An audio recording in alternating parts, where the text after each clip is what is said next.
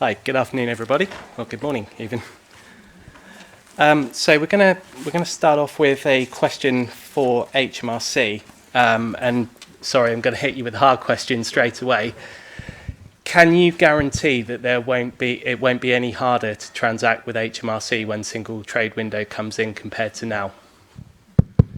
Thank you for hitting me with the hard questions up front.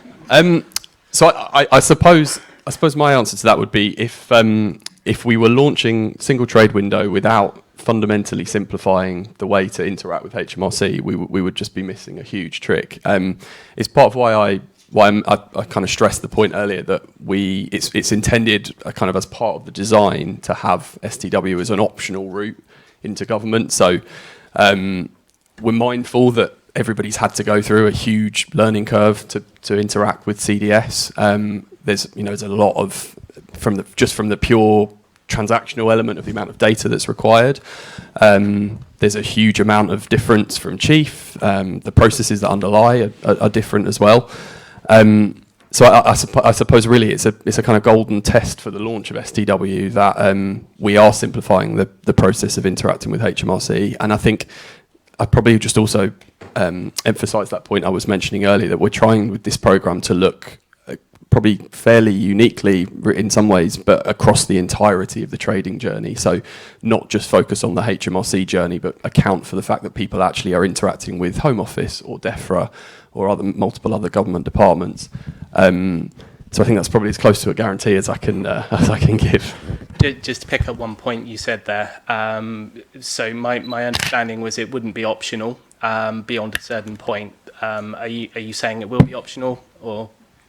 So the way that the public consultation was laid out, and I should say that I think the formal consultation response is kind of yet to be published. But the way the consultation was laid out was that the idea was that STW would launch as optional and over time move to a mandatory service. But that's something that would have to be dealt with in the primary legislation, and a topic that people were asked for their opinion on within the legislation. So the proposal was that over time it would become the sole place to interact with the UK, but with that optionality built in up front.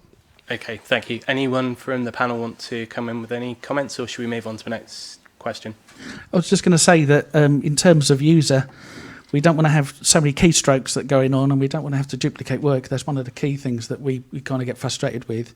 And I think the other thought that we do have is it's really good that you're investing in that, embracing understanding language and user, because it's very often we find that there's lots of developers out there that were happy to develop, but they don't actually know the process, or they don't actually work in the field.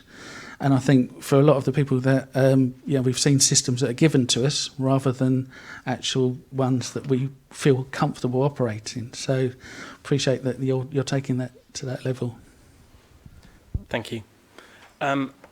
On CDS, on the subject of improvements, should we notice a response time improvement between CDS for things that are checked by government agencies?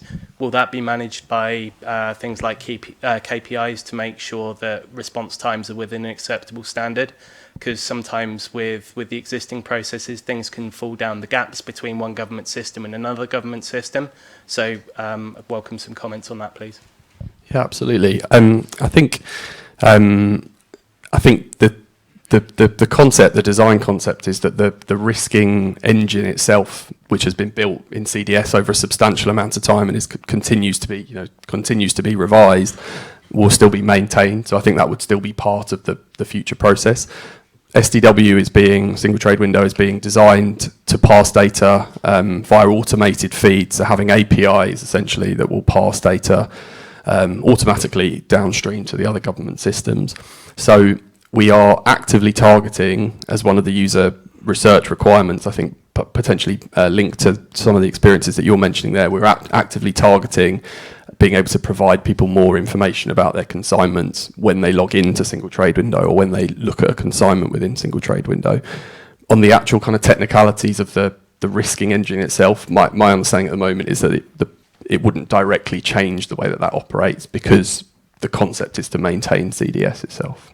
Great, thank you. A question for Frank and Raki.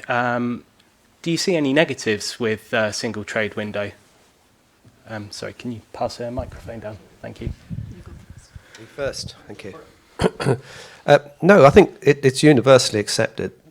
It's universally accepted, but it's part of World Trade Organization's strategy and strategic direction that developing countries need a single trade window as part of their international trading policy and programs. And when those single trade windows start to connect with each other internationally, we'll see the opportunity for significant facilitations across international trade and benefits.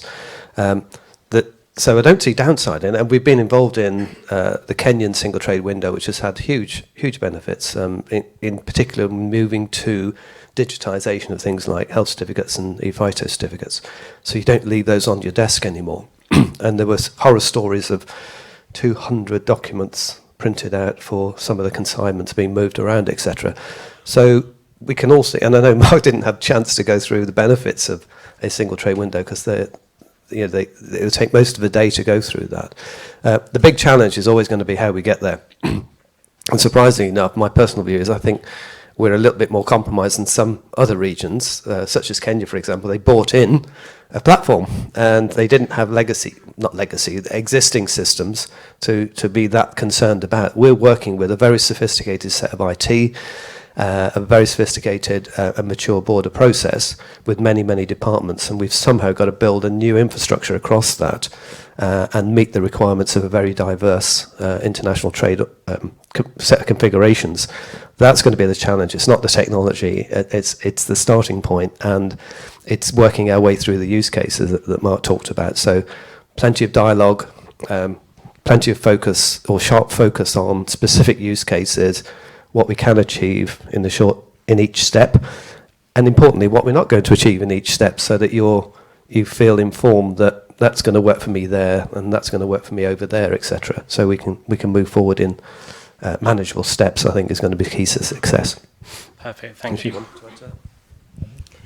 Yeah, just to add to that, it would be really interesting to see how the single trade window is going to work with the risking process and how industry reacts to the risking process. So you've got the risking process, you've got AEO, and you've got various different other component to single trade window. And as you said, single trade window is part of the border operating model or target border operating model, right? So it's I suppose if there is one gotcha, is going to be around ensuring the legacy. Second is ensuring that the risking aspect is working well. Because at the moment we've got a lot of waivers. How do you kind of go from a lot of waivers to pulling back and being compliant in trade? Thank you. Did you want to add or? No. Okay. Thank you. Paul, question for you. Do you see any risks in, just going back to your presentation, do you see any risks in giving the authorities access to as much information as you've suggested there? From a business perspective, some may not be keen on having full visibility of their supply chains to the authorities for legitimate reasons. Do you see any concerns there? Well, yeah, we live in a world and we value our privacy. We do in the UK and Europe. In America, you can show your driving license and they can tell you if you want that person in a building or not. So it's a different world in America to here. America wants to look through their portal into our portal and look through your supply chain to see whether they want to actually trade with you. That's the level that they want to work to. And we want to say, well, hang on a minute, we want to allow you what we want to allow you to have. So that I think there needs to be a discussion about what data, how that looks. But maybe there's the other side of that, which is if we do want to know and we're trying to assess risk here, then maybe we need to have a very open dialogue in terms of saying, well, if that's a sanction occurring or it's going to occur, or there's maybe the top 25 risk areas, how do we get that? Because there are certain amounts of reports about commercially, but it'd be great to have that in terms of government level support to say, look, we're suggesting this could be a medium, high or low risk, or your vulnerabilities are here, or this could be a consequence. So maybe there are options that they could offer But I think there does need to be a conversation about how far that privacy goes. I guess, sorry, did you want to come in there, Raki? Supply chain is really interesting, isn't it, at the moment?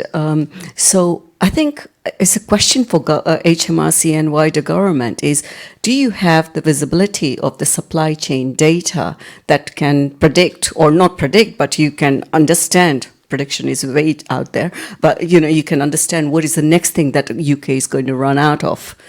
Today is tomato and peppers. What is next? So, do you have that sort of data? Yeah, I think I will answer that question. I think there's also an important STW point to make as well. I think there are multiple data sources available to government, and lots of work has gone on both in Cabinet Office and then within departments itself to improve the degree of information that government has to think about things like supply chain resilience. I suppose overall it remains a really complex picture because of some of the reasons that Paul has described already. So some of the greatest sources of transactional data that government has access to are some of the data sources we've talked about today for STW. There are obviously there's a big market out there for kind of aggregated supply chain data as well, which government can have access to in places. But I think there is from my perspective, there's no kind of one cure for that issue really, and it remains a complex one. And just the follow-up point I was going to make on I think your original question and Paul's is I think it's absolutely recognised that some of the concepts that we've just briefly touched on today about providing supply chain data into government can only work if there's a tangible benefit to the people that would voluntarily choose to offer it up. If you can't tie it back to a benefit that you might see for your commodities or a difference in the way that your goods might be treated at the border because there's a policy facilitation, then all it really does is just create additional transactional admin burden for people and cost. So I think we're really conscious of that within STW, and I have seen that being discussed as part of the policy work. Just to jump in on that very point, actually, do you see a situation where facilitations will be opened up exclusively to STW members, or members is probably the wrong term, but users, where, for example, if you have SPS inspections, they can be conducted away from the border, potentially at the trader's own premises? Is that something that's actively under discussion, and if not, why not? I think some of it does genuinely remain to be seen. So the things like the ecosystem of trust pilot work that we've talked about very briefly are actively looking at some of that stuff. For STW, ultimately, we will have a means to consolidate the transactional data entry point for people, and it definitely does open up some of those possibilities. But there is some consideration of that within the target op model, but I think it just remains to be seen, and it would be a much longer term piece, I think, to do some of the more radical pieces you mentioned. I guess if you're wanting to sell these benefits to traders, these are the things you're going to have to come in with up front in order to get people signed up and to get people interested, because otherwise it's just more bureaucracy. So you need to have the tangible benefits available. Can I ask if there's any questions from the floor that anyone wants to add in at this stage? And we'll go over to Gavin. He had his hand up first. If we can just wait for the microphone, otherwise we can't call it. Thank you. Okay, I probably don't need a microphone. I'm actually quite loud, but so I'm told. I don't believe it. Yeah. I just wondered where we were with the.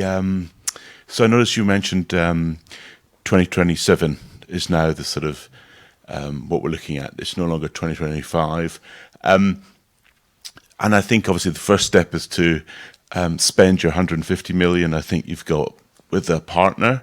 I think you've been having a beauty parade for a group to work with you. I mean, this group, I think especially, is quite interested to know where you've got to with that. Are you able to say anything at all, please? So maybe just on the timescales point, you're right. On the 2027 is the intended rollout date for the full set of functionality that's being considered for the STW roadmap. Some of the 2025 reference I was making was just that's the border strategy, which obviously encompasses a lot more than single trade window.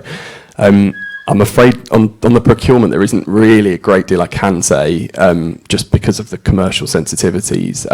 I suppose what I can explain is that there was a market sounding exercise that went on last year. Lots of dialogue with potential suppliers, to think about how things like the contract had to be structured, what the technology stack should look like.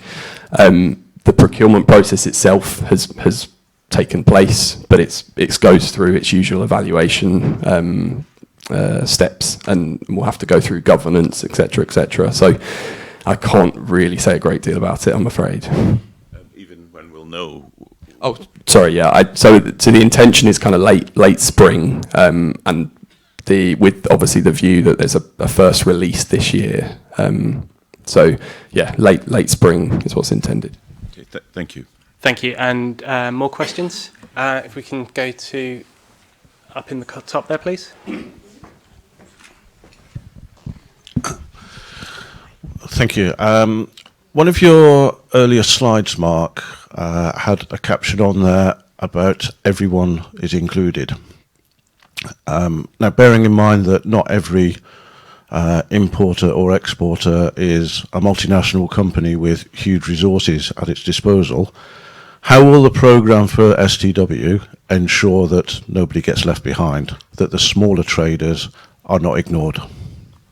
Thank you. I think it's a really interesting question. I think it is something that's being considered really actively in the user research. I suppose you have one of the complex things about this project is you have such a range of user journeys that are relevant to importing or exporting. So you have within user research, we have small businesses that are participating. We have a range of people who we've interviewed, ranging from companies who choose to outsource all of their customs affairs to an intermediary. And we know that use of agents and intermediaries is far more than just about the transactional process to provide data. You know, there's often a huge amount of guidance and help that's offered by those agents. And at the same time, we've spoken to traders who might be interested in providing their own data directly to government in the future if there was a user interface. So I'd say that is something that's being really actively, closely looked at. And I suppose to directly answer your question, it comes down to making sure that we have the right segmentation of people participating. So to meet lots of the government assurance steps, you have to demonstrate that you've tested both multinationals, to use your example, as well as much smaller traders across a whole different profile of sectors, is how we try to test that. Thank you. Des, it's 11 o'clock. Are we okay to carry on for a few more minutes? One more question. Yeah. Okay. Paul, just if I can, going back to your presentation, and thanks for explaining what my mobile phone could do. I didn't know that. I got the feeling that, because you put it under the STW banner, that you'd completely misunderstood the nature and scope of STW, that you wanted to see a worldwide database or access to them with available of every single manufacturer and trader and warehouse in the world, including Russia, China and that, which is, of course, in case you don't know, both technically and politically completely unfeasible. If I've misunderstood, could you explain again? If I haven't, could you get agreement with Mark, who I'm not sure would agree on the provision of that? Thanks. So the understanding is for each of the supply chain members here that you have your own supplies. The slide is actually just showing how a phone is coming together and all the work that you do. However, the question from that is, when politics gets involved, when there are changes in sanctions, how quickly do you know to make different alternative arrangements from those countries or those suppliers in that? And sometimes we're finding out that maybe there could be a discussion going on, or it has gone on, or there could be a change in a code or a certain thing. Now, how quickly we get that data is really going to help us be making those kind of decisions that we really need to make. And that's probably the main reason of the slide, not necessarily that you need to see everything, because that's part of the privacy issue, right, that we need to explain. But aside to that, I think it's very valuable as well. We're all here and we're all told we've got to be ethical. You have to do ethical audits, you have to do ESG audits. But the government is actually looking at just monetising tax. So, for example, ethics, is there an element of ethics to be looked at within this, if we're looking at process? Could there be an ethical view, an ethical measurement that the government could put inside here? If you think about the anti-dumping laws and rules, you could actually say, well, I could buy something from another country that could help me be more climate efficient. But the anti-dumping laws against that to protect another country means that I can't do that. But where would that be ethically? So is there rules, is there an element here that everyone here has to work ethically? Is there an element of measuring within this whole scenario that the government can consider ethics in how it measures or how it implements that in the supply chain window? Just... I think I would say I mean I understand some of the concepts that Paul's presentation was covering earlier. I probably will come back perhaps to some of the points we were making on the previous but last question. Lots of currently the data points that government asks for, whether it's through a customs declaration or any other process, are established by the policy teams because there's a practical use for each one of those data points, whether it's part of the risking process or whether it's for statistical purposes or many other reasons. I think we have to be conscious within the STW program that there will always be a gamut of other commercial data that's out there in the supply chain which government doesn't need to request and doesn't sort of meet that policy test. But where I think there is a link to some of the stuff that Paul's mentioning is that there is lots of work underway that is trying to think about how could we, over the long term, make these processes more streamlined and easier to operate if it means that people could provide access to some of their supply chain data and reduce some of the declaration burden. But exactly how to do that, I think, just remains to be seen. A quick one, yeah. Yeah, some of this as well, just as a bit of background, is being covered in the ecosystem of trust trials as well. So you've got a bit of duality going on there. I'm involved in some of those trials as well, and they're looking at exactly that provenance in the supply chain. And one of the ways of looking at breaking that down into simpler steps is to look at the consolidators that are shipping those things at a certain point in the supply chain. As long as they've got provenance and they can demonstrate that in their supply chain, that gives them a level of trust, and we capture those documents and informations and we can pull those forward. And surprisingly, there's consistent data points across the supply chain. So you don't have to wait to the last minute when there's a declaration made. You can be looking at that data earlier in the supply chain. Probably don't go all the way back to China, but you can certainly go back to consolidation points in the EU and other regions like that and get a vast amount of data, and certainly help streamline and move towards the sort of model that Paul was talking about. So there are ways of doing it. Maybe we need to call that transparent trader instead of trusted trader. Yeah, it's a better word actually. Yeah. I think we that concludes our panel session for this morning. Thank you very much to all of the speakers. Just on questions for single trade window, note that there were more hands up and we didn't get to everybody. If you want to send any questions into the committee, do it through the Secretariat, and then we can add it to our list of outstanding questions that we'll put to HMRC. But thank you very much, everybody.